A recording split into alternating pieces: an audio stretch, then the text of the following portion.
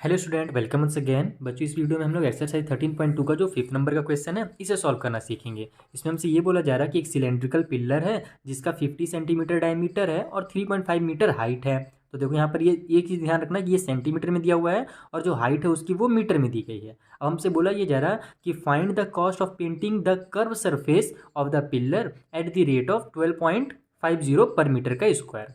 Simple language में आपको समझा देता हूँ मैं कि देखो कुछ इस तरीके का एक पिलर है सिलेंडर के शेप में। उसमें हम लोग को डायमीटर उसका दे दिया गया है और अपने को उसकी हाइट दे दी गई है। हाइट को ये अपन यहाँ पर इसमें जो हम लोग को फॉर्मूला लगाते हैं ना, तो वही वाला अपने को यहाँ पर हाइट दे दिया गया है, उसका लेंथ दे दिया गया है।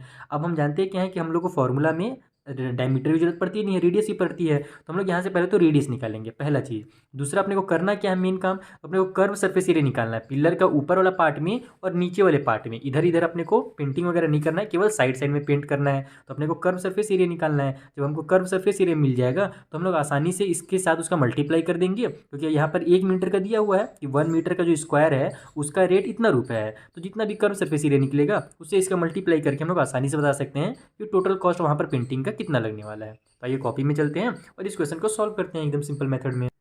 तो देखो सबसे पहले हम लोग इस तरीके से लिख लेते हैं जो जो चीज़ें हमें दी गई हैं। जैसे हाइट दिया हुआ है 3.5 और डायमीटर जो है 50 सेंटीमीटर है। अपने को रेडियस निकालना है, तो यहाँ से हम लोग रेडियस निकाल लेते हैं। रेडियस इक्वल टू हो जाएगा डायमीटर का आधा, यानी कि 50 को 2 से डिवाइड दे दो तो आ जाएगा 25 सेंटीमीटर डायमीटर। अब यहाँ पर हम लोग दो चीज़ में से एक चीज़ कर सकते हैं, क्योंकि हम जानते हैं कि हमारा जो हाइट है वो मीटर में और ये सेंटीमीटर में है। तो या तो हम लोग इस मीटर को सेंटीमीटर में कन्वर्ट कर सकते हैं या तो सेंटीमीटर को मीटर में कर सकते हैं। लेकिन मैंने आपको हमेशा बताया है कि अगर आप बड़े वाले यूनिट को छोटे में कन्वर्ट करोगे तो केवल जीरो बढ़ाना पड़ेगा, और अगर छोटे वाले यूनिट के बड़े में कन्वर्ट करोगे तो डेसिमल लगाना पड़ेगा। और मेरे हिसाब से बहुत सारे बच्चे डेसिमल से डरते हैं। वैसे तो डरने वाला कोई चीज़ नहीं है, फिर भी दिमाग में उनका डेसिमल से डर बैठ जाता है। डेसिमल का मल्टीप्लाई करने में छोटा मोटा डेसिमल को आगे पीछे करके गलती कर देते हैं। तो हमें यहाँ पर गलती की गुंजाइश ना हो, इसीलिए क्या करेंगे, पहले यहाँ पर हम लोग सभी को सेंटीमीटर में रहने देते हैं। पहले आंसर निकाल लेंगे, फिर अगर लास्ट में जरूरत पड़ेगा तब उसको मीटर में कन्वर्ट कर देंगे। तो जैसे यहाँ पर हमारा ये 3.5 मीटर है, तो 3.5 का 100 से मल्टीप्लाई कर दो तो वो सेंटीमीटर में कन्वर्ट हो जाएगा। तो एक जीरो की वजह से पहले डेसिमल यहाँ बाहर निकल जाएगा, तो ये पूरा का पूरा 35 बन गया। लेकिन अभी भी एक जीरो बचा हुआ है तो उस जीरो को उतार दो, यानी कि 3.5 मीटर यानी कि 350 सेंटीमीटर। अब हम लोग निकालेंगे कर्व सरफेस एरिया। तो कर्व सरफेस एरिया को शॉर्टकट में सी से बोला जाता है। तो कर्व सरफेस एरिया किसका निकाल रहे हैं, पिलर का निकाल रहे हैं।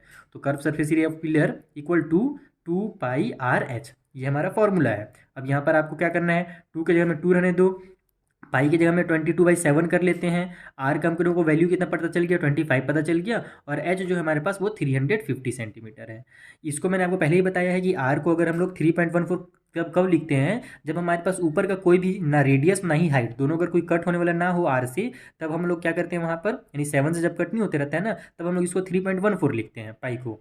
लेकिन यहाँ पर हमारा देखो 7 और 35 कट हो जाता है आपस में, इसलिए मैंने इसको 22/7 लिखा है। तो एग्जाम में कभी भी आए तो इस चीज़ में एकदम कंफ्यूज मत होना कि वहाँ पर आपको कौन सी वैल्यू लिखनी है। आप ये देखना कि 7 से ऊपर का कोई नंबर कट हो रहा है कि नहीं। अगर कट हो रहा है तो इसको आप 22/7 लिखोगे, और अगर कट नहीं हो रहा यानी कि डेसिमल में आना है आंसर, तो इसको फिर 3.14 कर देना। ठीक है, चलो जल्दी से सॉल्व करते हैं। 7 7 7 5 35, जीरो का जीरो उतर गया। सभी का हम लोग मल्टीप्लाई कर देंगे तो 5 का 50 का 2 मल्टीप्लाई हो जाएगा हमारा, तो 100 हो जाएगा। ठीक है, तो यहाँ पर हम लोग इसको 100 रहने देते हैं, इन दोनों का साइड में कहीं पर मल्टीप्लाई करते हैं। 25 मल्टीप्लाई हो जाएगा 22। ऐसे भी इसको मैं डायरेक्ट कर सकता हूँ, जिसको ऐसे डायरेक्ट करेंगे पता है, 25 का 10 टेबल पढ़ेंगे तो 250 आएगा। तो 20 टाइम टेबल पढ़ देंगे तो 250 और 250 कितना हो जाएगा, 500 हो जाएगा। उसके बाद 2 टाइम और पढ़ना है क्योंकि 22 टाइम पढ़ना था, तो 25 टू हो जाएगा 50।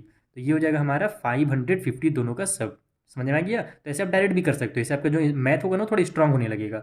तो इन दोनों का हमने मल्टीप्लाई किया तो 550 आया, इन दोनों का किया तो 100 आ गया। तो एक बार लिख लेते हैं अपन, 550 सॉरी मल्टीप्लाई में 100 सेंटीमीटर।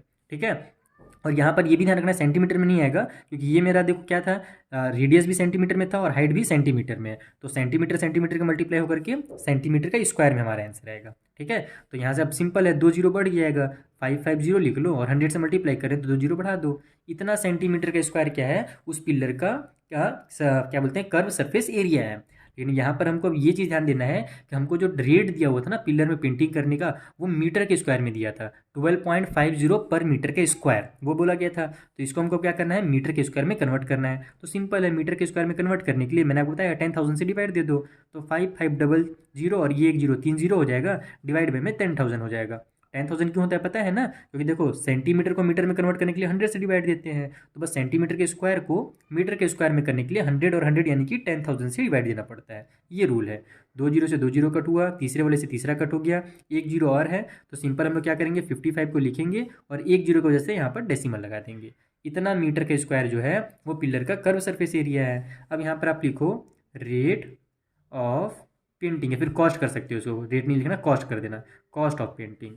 ठीक है, जो पेंटिंग का कॉस्ट है वो कितना है, तो 12.50 था ना, हाँ 12.50 रुपी पर मीटर का स्क्वायर, एक मीटर का स्क्वायर का है। इसलिए यहाँ पर आपका जो टोटल कॉस्ट होगा वो जानने के लिए अपन क्या करेंगे, 12.50 का मल्टीप्लाई कर देंगे 5.5 से, क्योंकि एक मीटर का स्क्वायर का इतना है। तो 5.5 के जानने के लिए हम लोग सिंपली मल्टीप्लाई कर देंगे, क्योंकि जब कभी भी 1 का दिया रहता है और ज़्यादा का निकालना रहता है तो हम लोग मल्टीप्लाई करते हैं। तो चलो, इसका मल्टीप्लाई आपको करने आता है क्या, आता ही होगा, मैं मजाक कर रहा हूँ।